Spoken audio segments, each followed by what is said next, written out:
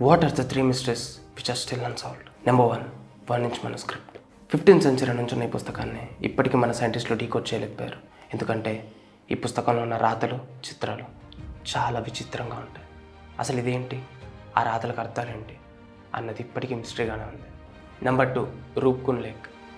1942 హిమాలయస్కి దగ్గరలో ఉండే ఈ రూప్కున్ లేక్ పరిసరాల్లో ఒక ఫారెస్ట్ ఆఫీసర్ కొన్ని స్కెల్టన్స్ని కనుగొన్నాడు. అవి చూడగానే ఆ ఫారెస్ట్ ఆఫీసర్ తన హయ్యర్ అఫీషియల్స్కి ఇన్ఫార్మ్ చేశాడు.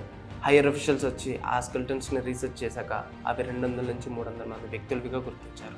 ఆ స్కెల్టన్స్ ఉన్న పరిసరాల్లో ఆ రీసెర్చర్స్ కొంచెం డెప్త్కి రీసెర్చ్ చేస్తే తెలిసింది ఏంటంటే కొన్ని స్కెల్టన్స్లలో ఫ్లెష్ ఇంకా అలానే ఉంది.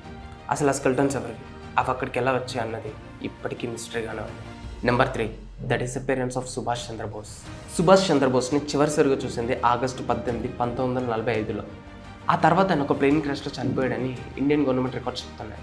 కానీ కొన్ని థియరీస్ ప్రకారం ఆయన డెత్ ఫేక్ అని, బ్రిటిషర్స్ నుంచి తప్పించుకొని ఇండిపెండెన్స్ కోసం సీక్రెట్గా పనిచేశారని చెప్తున్నాయి.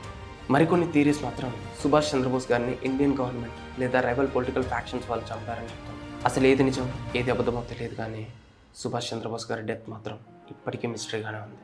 ఇలాంటి మరిన్ని మిస్టీరియస్ కంటెంట్స్ కోసం do like, share and follow plus TV.